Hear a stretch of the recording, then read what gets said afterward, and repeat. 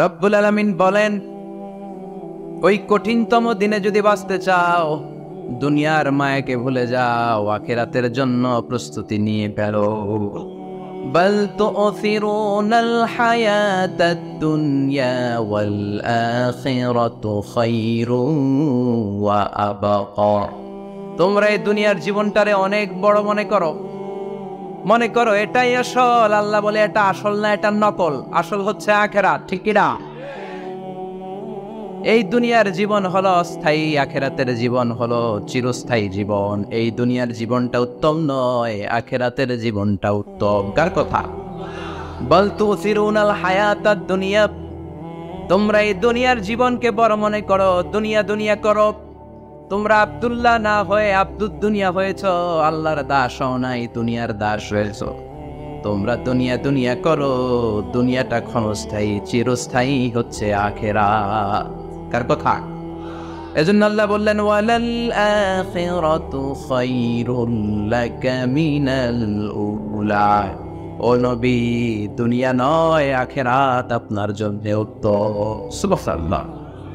আখিরাত এটা সেরা, এটা স্থায়ী, এটা উত্তম, দুনিয়াটা নয়। You prioritize this life in this world, but the life after death much more better than this worldly life. এই দুনিয়াকে তুমি বড় মনে করো, দুনিয়াটাই সব মনে করো। দুনিয়াটাই সব নয়, আরো বড় জগৎ আছে না নাই? এই দুনিয়াটা আসলে একটা মোহ। এটা কি? একটা খেলার মধ্যে আমরা পড়ে আছি, মোহাচ্ছন্ন, লোভাতুর হয়ে আছি। চাকচিক্যময় দুনিয়া দেখে এর পরীক্ষার ভেতরে পড়ে আখিরাতকে আমরা ভুলিয়ে গিয়েছি। আর আল্লাহ বলেছেন দুনিয়া নয়, শ্রেষ্ঠ হলো আখিরাত। ওই আখিরাতের জন্য তোমরা সামান জোগাড় করো। চিল্লায় বলেন ঠিক কি না? আবার আল্লাহ বললেন, এই দুনিয়ার জীবনটা হলো মাতাউল গুরুর, ওয়া মাল হায়াতুদ দুনিয়া ইল্লা মাতাউল গুরুর। দুনিয়ার জীবনটা হলো সাময়িক ভোগের সামগ্রী, সাময়িক ভোগের বিষয়। আজ আছে কাল নাই, হাতের ময়লা, ছেড়ে দিলে সব শেষ, ঠিক কি না?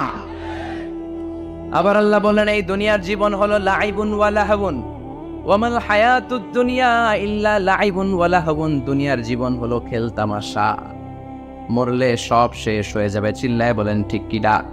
ওরে এভবের রঙ্গ হবে যে ভঙ্গ, সবই সাধেরই অঙ্গ তোমার মাটিতে মিলাবে, জন্মিলে মরিতে হবে। ঠিক কি না? মাটিতে মিলিয়ে যাবে, কিচ্ছু থাকবে না, লাশ হয়ে যাবে, খুঁজেও পাওয়া যাবে না। আবার আল্লাহ বললেন, এই দুনিয়ার দৃষ্টান্ত হলো কামা ইন আনজালনাহু মিনাস সামা।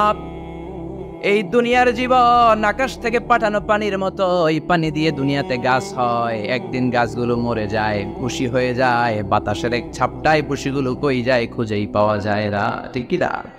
কোথায় যে চলে যাবে দুনিয়ার জীবন, খুঁজেই পাওয়া যাবে না। টিকে থাকবে, অবশিষ্ট থাকবে, আজীবনের জন্য অপেক্ষা করবে একটা কাল, সেটা হচ্ছে আখিরাত। চিল্লায় বলেন ঠিক কি না? আমরা লোভের মধ্যে পড়ে আছি, মহাচ্ছন্ন।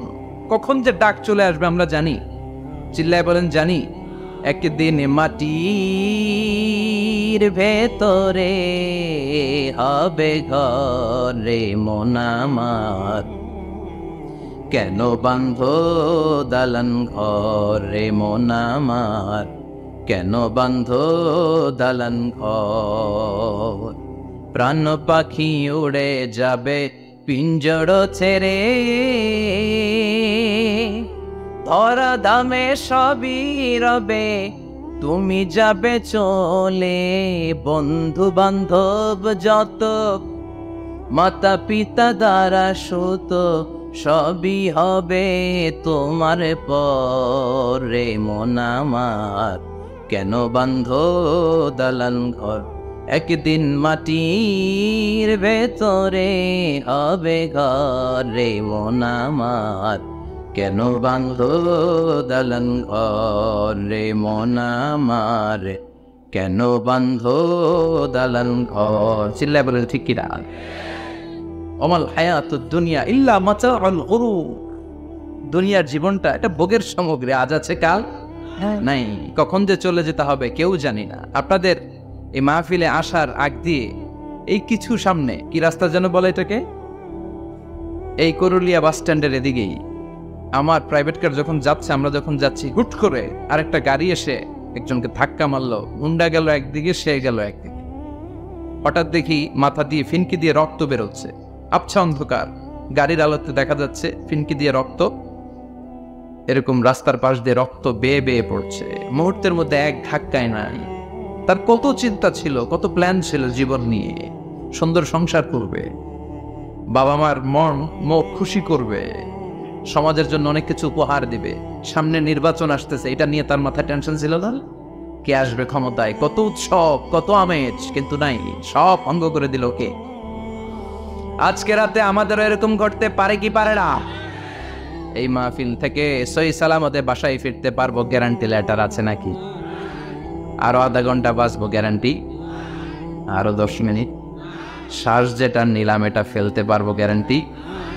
কথা বলে আমাল হায়াতুদ দুনিয়া ইল্লা মাতাউল গুরুর। আল্লাহ বললেন এটা ভোগের সামগ্রী। এই দুনিয়ার জীবন খেলতামাশার জীবন, মোহের জীবন। মোহের ভেতরে পড়ে আখিরাতকে তোমরা ভুলে গিয়েছো। দুনিয়া আসল নয়, আসল হলো আখিরাত, ঠিক কি না? এই দুনিয়ার জীবনটা হলো 4টা স্বর্ণের টুকরার 3টা লাশের মতো। মনোযোগ দিয়ে শুনবেন, কয়টা স্বর্ণের টুকরা? লাশ কয়টা? বনি ইসরায়েলের জামানাতে 3 যুবক ভাগ্যের সন্ধানে, ভাগ্য চেঞ্জ করার জন্য কাজের সন্ধানে তারা বের হয়েছে। পথিমধ্যে গুপ্তধন পেয়েছে, 4টা স্বর্ণের টুকরা পেয়েছে 3 জন। কয়জন? কয়টা স্বর্ণের টুকরা? 4টা স্বর্ণের টুকরা পেয়ে মহা খুশি, খুশিতে বাকবাকুন। কে আমাদেরকে পায়? আজকে স্বর্ণের টুকরা ভাগ করে আমরা অনেক ধনী হয়ে যাব। এক বন্ধু বলল, পেটে অনেক ক্ষুধা লেগেছে, আগে বাজার থেকে খাবার নিয়ে আয়, তারপরে 3 জন বন্ধু মিলে 4টা স্বর্ণের টুকরা ভাগ করে নিয়ে যাব। এক বন্ধুকে বাজার থেকে রুটি কিনে আনানোর জন্য পাঠিয়েছে। বাকি 2 বন্ধু এবার বসে বসে পরামর্শ করে, ওইটারে যদি মেরে ফেলতে পারি ভাগ বটোয়ারার দরকার নাই, তুই নিবি 2টা, আমি নিব 2টা। সহজ হয়ে গেল না? ও নিবে 2টা, এ নিবে 2টা, আর ওটার মেরে ফেলবো। যেটা রুটি আনতে গেছে ওটা মনে মনে ভাবে, রুটিতে যদি বিষ মিশাতে পারি। কি মিশাতে পারি? আর ওই 2টারে যদি খাওয়াইতে পারি তাহলে সব আমার, গোটা দুনিয়া আমার, দুনিয়াকে মজা লেলো, দুনিয়া তোমার। যে চিন্তা ওই কাজ। রুটির মধ্যে বিষ মেখে এনে বন্ধুদের কাছে দিয়েছে। 2 বন্ধু মিলে ওইটারে ঘুষান শুরু করছে। ঘুষাইতে ঘুষাইতে শেষ, একটা শেষ, উইকেট একটা পড়ছে। কয়টা? আর আছে উইকেট কয়টা? ওই 2 উইকেট। কয় ক্ষুধা লাগছে এটার মারতে, অনেক কষ্ট হয়েছে, আগে খাইয়া লই। আগে কি করি? ওই 2টা মিলে বিষ মাখানো রুটি খেতে শুরু করেছে। বিষ খাওয়ার পর ওই 2 উইকেটও শেষ। কেউ নাই, 3টাই লাশ হয়ে পড়ে আছে। 4টা স্বর্ণের টুকরা পাশে পড়ে আছে। এটাই হলো দুনিয়ার জীবন। চিল্লায় বলেন ঠিক কিনা? এজন্য আল্লাহ বললেন, গোলাম থাকতে আসো নাই, চলে যাবা। কুল্লু নাফসিন যায়িকাতুল মাউত সুম্মা ইলাইনা তুরজাউন। সবাইকে মরতে হবে, কেউ থাকবে না। এই পৃথিবীতে প্রাণ নিয়ে যারা আগমন করার সুযোগ পেয়েছে সবাই মরবে। আজ হোক কাল, আগে হোক পরে, সবাইকে যেতে হবে। চিল্লায় বলেন ঠিক কি না? আবার আল্লাহ বললেন, আইনামা তাকুনু ইউদরিকুমুল মাউত। যেখানেই থাকো না কেন মৃত্যু তোমাদেরকে ছাড়বে না। মৃত্যু তোমাদেরকে সাক্ষাৎ করবে, মৃত্যু তোমাদেরকে খুঁজে বের করবে। যদিও সুদূর আকাশ পানে, পালাও সেথায় লাগিয়ে সিঁড়ি। আকাশের উপরে যদি বিশাল সিঁড়ি লাগিয়ে 4র্থ আকাশে চলে যান, চাঁদের মধ্যে বাড়ি করেন, মঙ্গল গ্রহে বাড়ি করেন, ওই জায়গায় মালাকুল মাউত আপনারে খুঁজে পাবে না। চাঁদেও খুঁজে পাবে। মঙ্গল গ্রহে যদি যান, স্যাটেলাইট, আমাদের একটা বঙ্গবন্ধু স্যাটেলাইট চ্যানেল লঞ্চ করা হয়েছে না, ওইখানে গেলে তো আর নাই মালাকুল মাউত। কথা বলেন। আল্লাহ বললেন, ওয়াজাআত সাকরাতুল মাউত বিল হক। মৃত্যুর কষ্ট তোমাদের ছাড়বে না, যেখানেই তোমরা থাকো না কেন মৃত্যু ঠিকই তোমাদের পাকড়াও করবে। চিল্লায় বলেন ঠিক কি না? আবার মৃত্যুর একটা নির্ধারিত সময় আছে। ওই সময় যখন আসে 1 সেকেন্ড আগেও আসে না, পরেও আসে না। কার কথা? লিকুল্লি উম্মাতিন আজালুন ফাইযা জাআ আজালুহা لا يستأخرون ساعة ولا ইস্তাকদিমুন। মৃত্যুর জন্য একটা নির্ধারিত টাইম আছে, টাইমটারে বেঁধে দিয়েছে কে? ওই টাইমটা যখন চলে আসে 1 সেকেন্ড আগেও আসে না, 1 সেকেন্ড পরেও আসে না, অন টাইম আসে। কিভাবে আসে? On time. কথা বলেন, সবাই বলেন অন টাইম। আরো জোরে বলেন, death will come on time, death never late।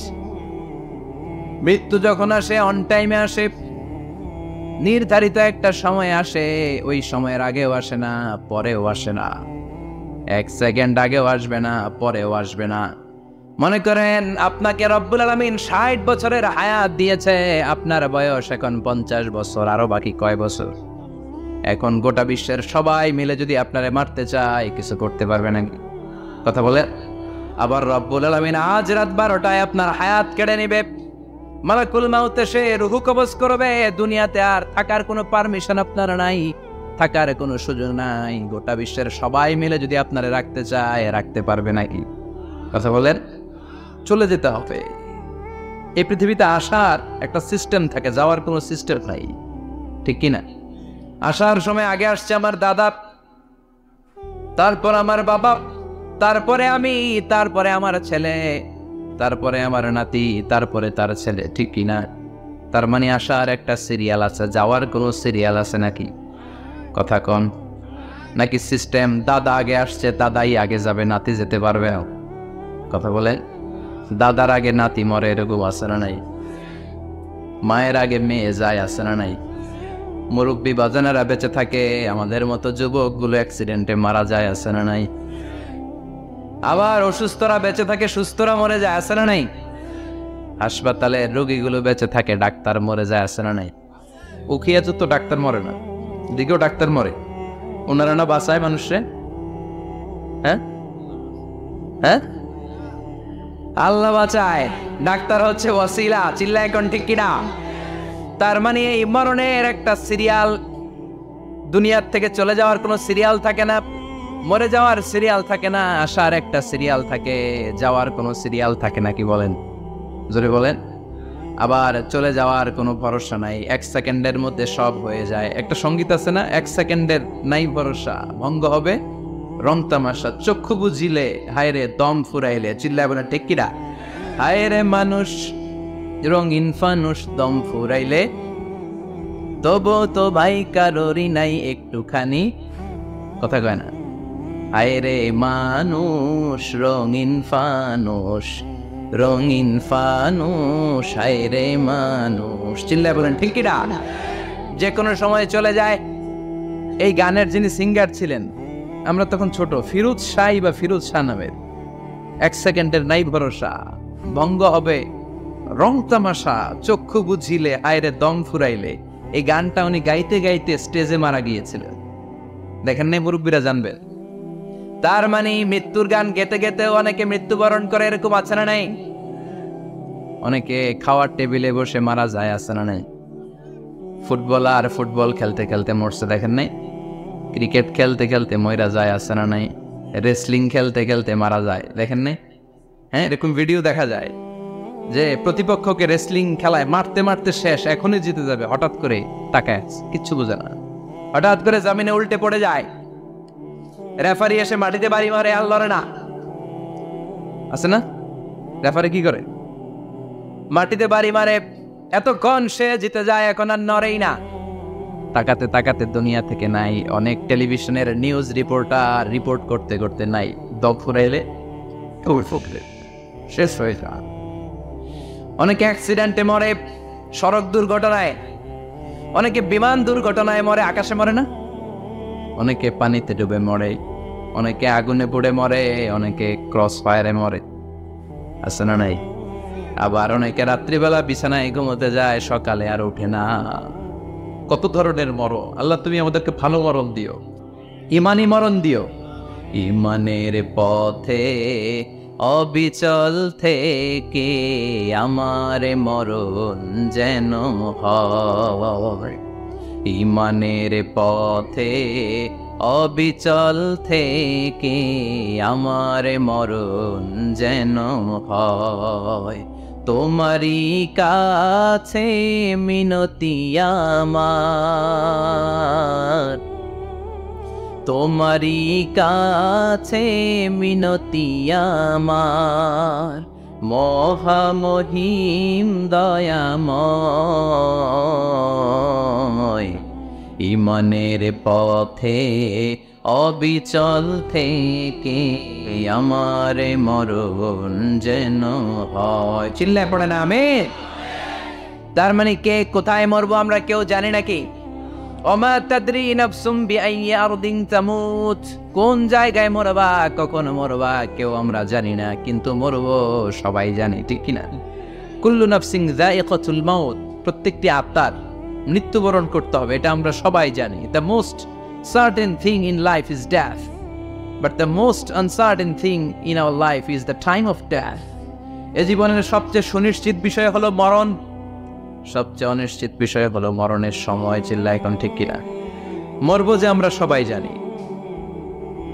কিন্তু কোথায় মরবো আমরা কেউ জানি?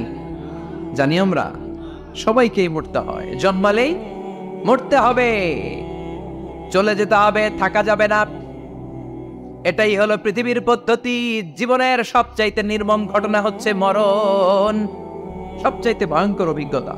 কোন প্রাণীর জন্য সর্বোচ্চ এবং সবচাইতে ভয়ঙ্কর অভিজ্ঞতা হচ্ছে মৃত্যু, এবং এত ভয়ঙ্কর অভিজ্ঞতা, এই অভিজ্ঞতাটা কারো কাছে শেয়ার করে যাওয়া যায় না। মরার সময় কেউ বলে যেতে পারছিল আমার মরতে এমন লাগছে, কইতে পারছে? কেমন লাগছে বলতে পারে? বলা যায় না। তার আগেই চলে যেতে হয় শৈশব, কৈশোর, যৌবন, বার্ধক্য, প্রৌঢ়ত্ব, হ্যাঁ, বয়সের ছাপ, কালো চুল দাড়ি সাদা হয়ে যাওয়া, দাড়ি চুলের শুভ্রতা, দুর্বলতা। This is the circle of life. ছোট্ট ছিলাম, বড় হলাম, সিঙ্গেল ছিলাম, ডাবল হলাম, তারপরে বাবা হলাম, তারপরে শ্বশুর হলাম, তারপরে নানা হলাম, তারপরে চলে যেতে হবে। This is the circle of life. চিল্লায় বলা ঠিক কিনা? এই যে মুরব্বীরা, দাড়ি পাকা মুরব্বী যারা আছে, আপনারা কি মনে করছেন মায়ের পেট থেকে এরকম মুরব্বী হয়ে বেরিয়েছিল? কিরকম বের হয়েছিল? তারাও ওয়া ওয়া করেছে, এরাও ফিডার খাইতো, এই চাচারা খায় নাই? এরাও ফিডার খেত, এরাও মায়ের বুকের দুধ খেত, এরাও ছোট্ট বাচ্চাদের মতো গরমকালে পানির মধ্যে ডুবাইতো। স্কুল ফাঁকি দিয়ে বাচ্চারা ডুবায়, আছে না নাই? উখিয়াতে এরকম নাই? ছোট্ট বাচ্চা ছিল, বড় হলো, বার্ধক্যে উপনীত হলো। This is the circle of life. চলে যেতে হবে। বিশ্বনবী বললেন আমার উম্মতি মা বাইনা সিত্তিনা ইলা সাবঈন, আমার উম্মতের গড় বয়স হলো 60 থেকে 70। এই উম্মতের গড় বয়স কত?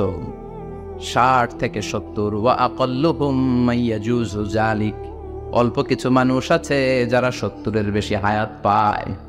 এখানে 70-এর বেশি আছেন কারা? হাত তোলেন দেখি তো।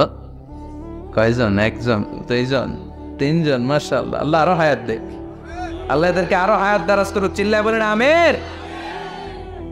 তার মানে আমার উম্মতি মা বাইনা সিত্তিন ইলা সাবঈন, বিশ্বনবী বললেন এই উম্মতের গড় বয়স 60 থেকে 70, আর 70-এর বেশি হায়াত পাবে। ওয়া আকাল্লুহুম ইয়াজুজু যালিক, 70-এর বেশি পাবে হাতে গোনা, গুনে বের করে ফেলা যায় 1 জন 2 জন 3 জন, বাকি সব 60-এর আগে নাই। ঠুস চিল্লা এখন ঠিক কিনা?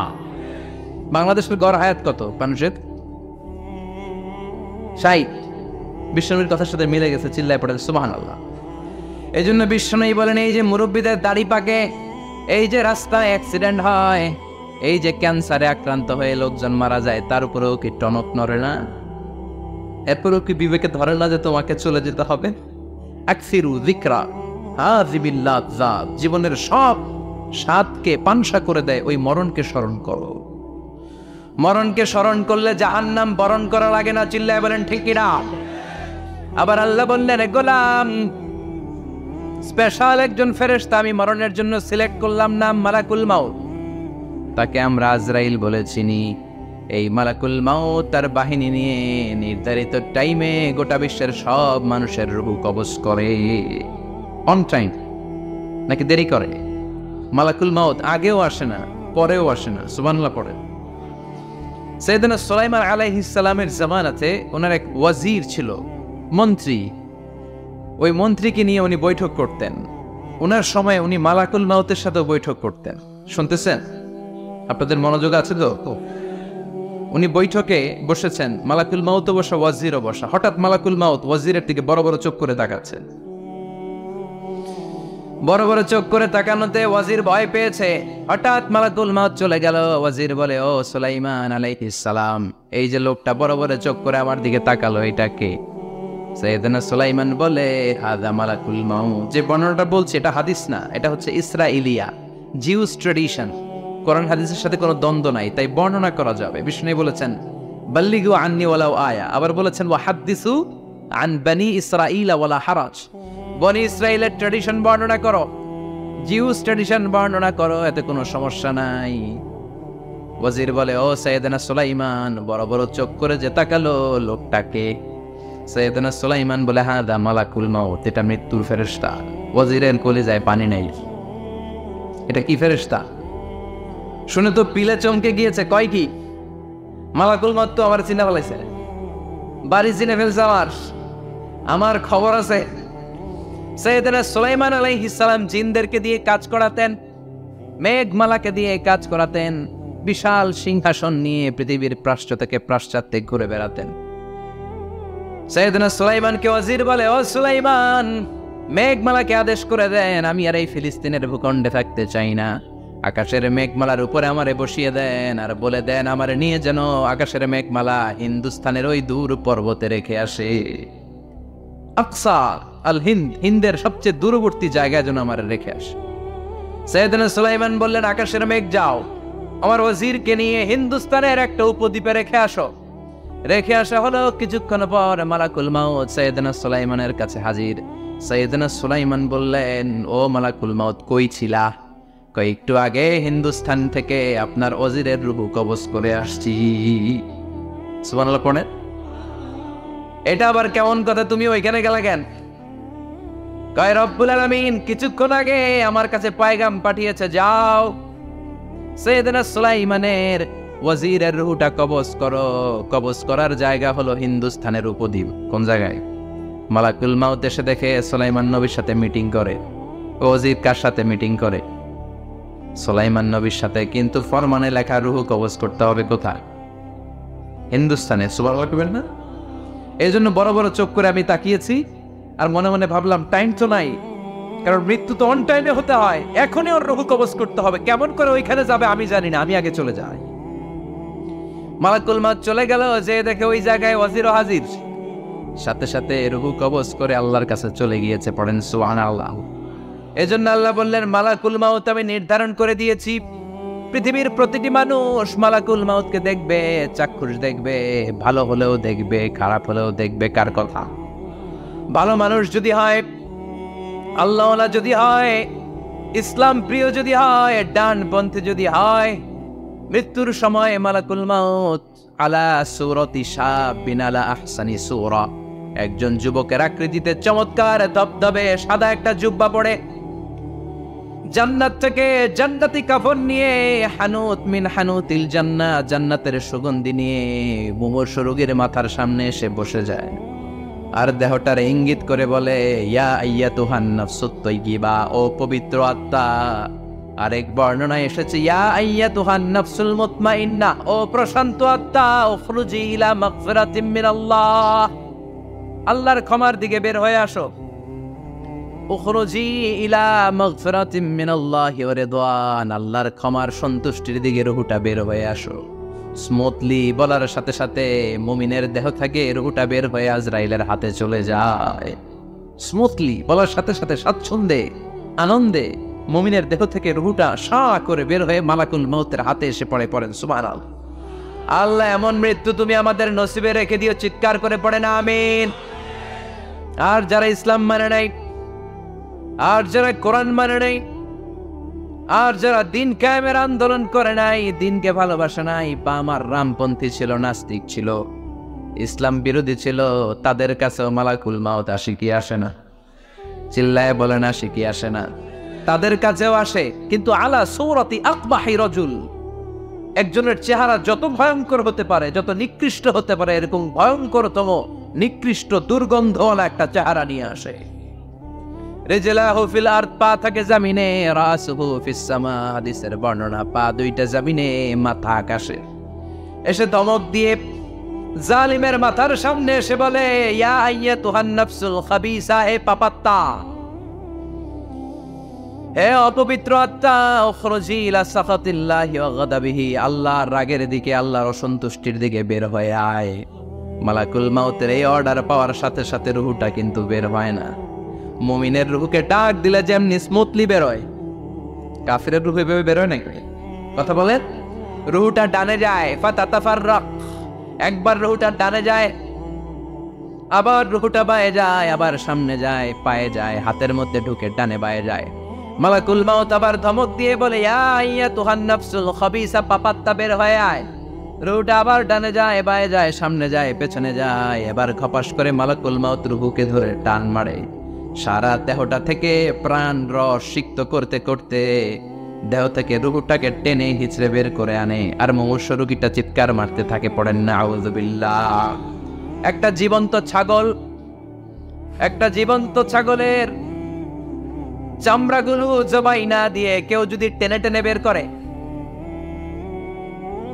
ছাগল জবাই হয় নাই কিন্তু চামড়া এক পাশ থেকে টেনে টেনে টেনে হিচড়ে আপনি গা থেকে বের করলে যত কষ্ট হয়, এর চেয়েও বেশি কষ্ট দিয়ে মালাকুল মাউত বামপন্থী আর কাফেরদের রুহুটা দেহ থেকে বের করে আনে, পড়েন না আউযুবিল্লাহ। আমাদের রুহুটা যেন আল্লাহ, মুমিনদের রুহু আপনি যেভাবে কবজ করান, ওইভাবে যেন আমাদের রুহুটা বের হয়ে আসে। আরো জোরে পড়েন আমিন। এজন্য আল্লাহ বললেন, বাল তু'থিরুনাল হায়াতাদ দুনিয়া ওয়াল আখিরাতু খায়রুন ওয়া আবকা। পাগলের মতো মোহাচ্ছন্ন হয়ে এই দুনিয়াটার পেছনে ছুটে বেড়াও, এই দুনিয়া আসল নয়, আখিরাত হলো আসল। চিল্লায় বলেন ঠিক কিনা? অস্থির, আমরা ব্যস্ত দুনিয়ার লোভে আর মোহে পড়ে আমাদেরকে যে মরতে হবে, চলে যেতে হবে, এটা ভাবার সময় আমাদের নাই। চিল্লাই কোন ঠিক কিনা? এজন্য বলা হয়, মুতু ক্বাবলান তামুতু, মরার আগে একবার মরো। হাসিবু ক্বাবলান তুহাসাবু আলাইক, তোমার হিসাব কিয়ামতের দিন করার আগে তুমি তোমার হিসাব করো। জীবনে কি কি পাপ করেছি আমি জানি, আমার চেয়ে ভালো কেউ জানে না। চিল্লায় বলেন ঠিক কিনা? কি কি অন্যায় করেছি আমার হৃদয়ের মধ্যে কথাগুলো আছে না নাই? পৃথিবীর কেউ না জানলেও আমি জানি কি জানি না? পৃথিবী না জানুক আমি তো জানি, আমি কি পাপ করেছি হায়। পৃথিবী না জানুক আমি তো জানি, আমি কি পাপ করেছি হায়।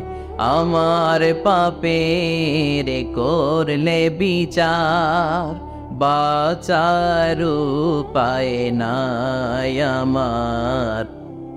দয়াময় প্রভু মাফ করো আমায়, মাফ করো আমায়। পড়ে না আমি আরো জোরে আমিন।